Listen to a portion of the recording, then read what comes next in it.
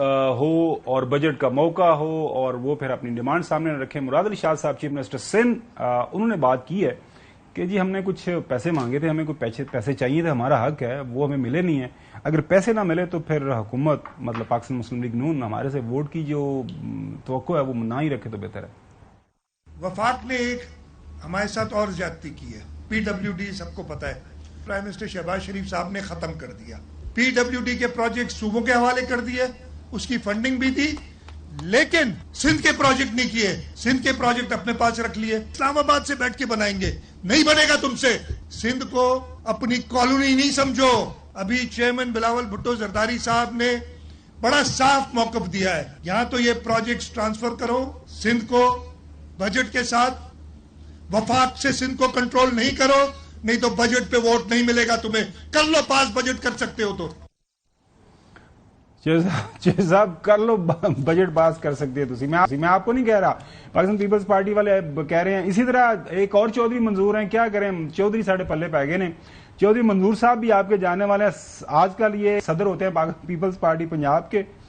وہ کیا فرما رہے ہیں, بجٹ نامنظور.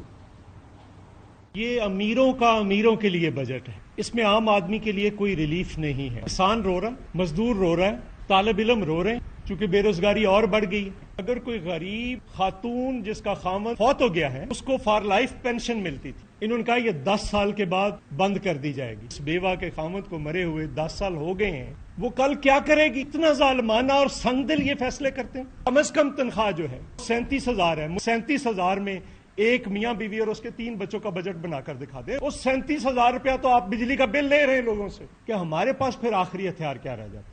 تیاری شروع کر رہے ہیں. رات کو میری میٹنگ ہوئی ہے, سندھ میں رکھ رہے ہیں, بلوچستان میں میری بات ہوئی ہے, پنجاب میں ہم ایک میٹنگ کر چکے ہیں, کل لاہور جا رہے ہیں, پرسوں ہم وہاں پہ کر رہے ہیں. یہ ہم اس پہ بالکل کشمیر بھی جائیں گے, جی بھی جائیں گے.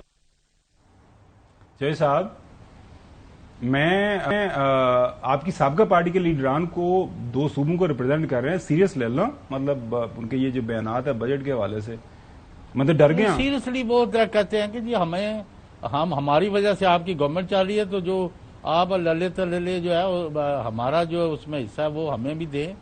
اس طرح تھوڑی یک طرفہ ٹریفک ہو کہ یعنی ذمہ داری ساری ہمارے پر ہے آپ کو اقتدار میں رکھنے کی, اور اقتدار کے ذریعے جو ہم نے اپنی کانسٹیچوئنسی کی مدد کرنی ہے یا ان کی خدمت کرنی ہے, اس میں آپ ہمیں سکے تے مل مایا والا کام کر رہے. تو it is a serious move and they will possibly be accommodated. I don't think so.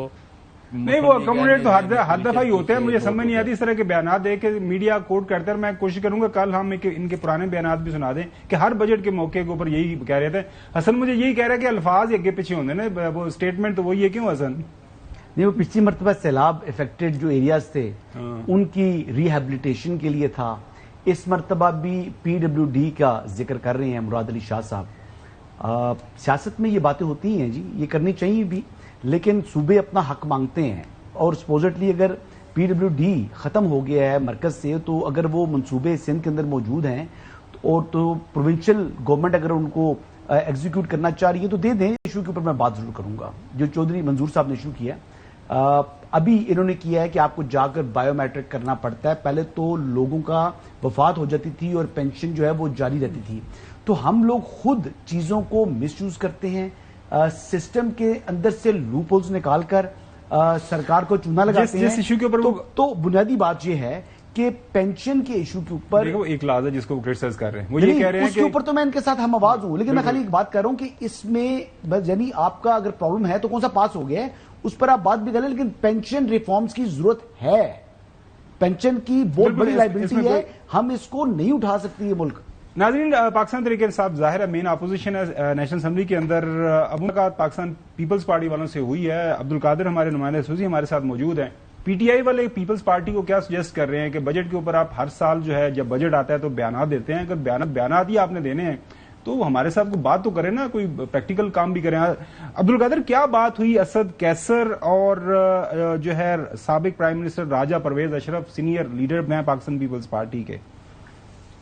دیکھیے, پاکستان پیپلز پارٹی 1-2 دنوں سے یہ موقف اپنا رہی ہے کہ بجٹ کے حوالے سے وہ ووٹ نہیں دے گی جب تک کچھ بجٹ میں ترامیم نہیں کی جاتی، ان کے کوئی تحفظات ہیں، اس معاملے کو لے کر پاکستان تحریک انصاف نے انہیں یہ آفر کی ہے، یوں سمجھ لیجیے ایک ٹیسٹر ہے ان کے لیے جو ریلیز کیا گیا ہے کہ اگر آپ واقعی سنجیدہ ہیں اور آپ بجٹ میں ووٹ نہیں دینا چاہتے تو پھر پاکستان تحریک انصاف آپ کے ساتھ ہے اور ہماری اس پیشکش کو قبول کیجیے، مل کر بجٹ کا بائیکاٹ کرتے ہیں۔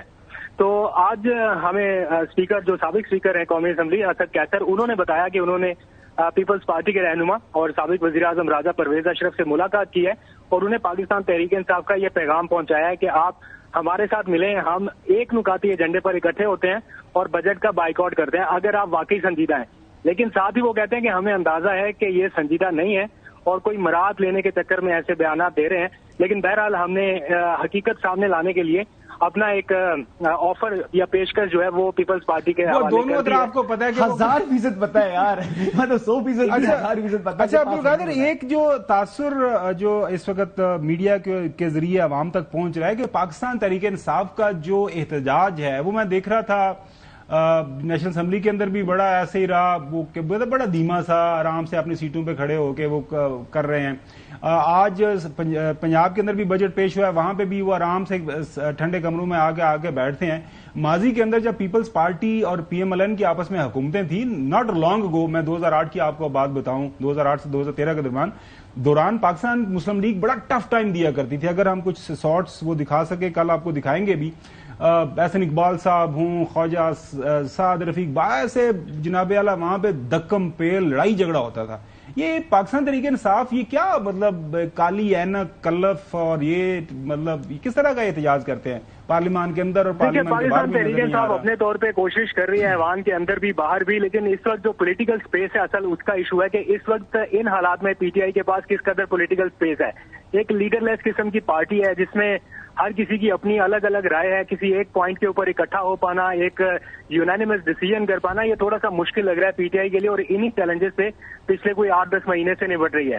جب بانی پی ٹی آئی خود موجود ہوتے تھے یا کچھ اور حالات تھے تب یہ سارے اکٹھے ہو کے چیزوں کو پلان کیا کرتے تھے، اب ہر بندہ اپنے آپ میں لیڈر ہے اور ہر بندہ جو ہے بالکل صحیح ہے، بالکل صحیح ہے۔ عبدالقادر مجھے بہت شکریہ ٹائم دینے کے لیے۔ اچھا چوئی صاحب، یہ جو تاثر ہے مطلب کہ پاکستان تحریک انصاف والے جو لیڈرز اس وقت باہر موجود ہیں وہ ذرا تھوڑا سا افیکٹولی اس طرح نہیں کر رہے پروٹیسٹ، خاص طور پر بجٹ کے موقع کے اوپر تو تھوڑا سا پارلیمان کے اندر کوئی دکم پیل، کوئی جناب شروع ہوگا، کوئی شغل میلہ، لیکن وہ نظر نہیں آتا۔ نہیں آپ اصل ایشو کے آگے چلے، اگر اسد کیسر واقعی پیپلز پارٹی کو ساتھ چلانا چاہتے ہیں تو پیپلز پارٹی کو آفر دیں کہ جی آپ گورنمنٹ بنا لیں۔ سٹوری پہلے دن دی تھوڑے ذہن چ، لیکن جڑا نا پیپلز پارٹی والوں سمجھ نہیں آ رہی۔ بلاول بھٹو زرداری صاحب دیکھے ماشاءاللہ اچھے سوٹ پہن کے پوری دنیا کا وہ دورہ کر کے آئے ہیں، پاکستان کا انہوں نے جو مدعا دنیا کے سامنے رکھا ہوا ہے وہ مزے میں ہے۔ آپ کہہ رہے ہیں کہ ان کو مشکل کام میں ڈالیں، اور گپ شپ تو نہیں ہوتی نا سیاست، کیوں جی؟ کیوں؟ آپ کے مقاصد ہوتے ہیں۔ ہاں بالکل صحیح۔ دیکھیں پیپلز پارٹی کو اپنا جو شیئر ہے وہ مل چکا ہوا ہے، چل تو اب جو ووٹ وہ دیں گے وہ کوئی احسان نہیں کریں گے، کر دیا، وہ ان کا آپس میں ایک جو رشتہ ہے، یہ 100 باتوں کی ایک بات ہے، جب شیئر لے لیتے ہیں تو پھر اس طرح تھوڑا ہی ہوتا ہے۔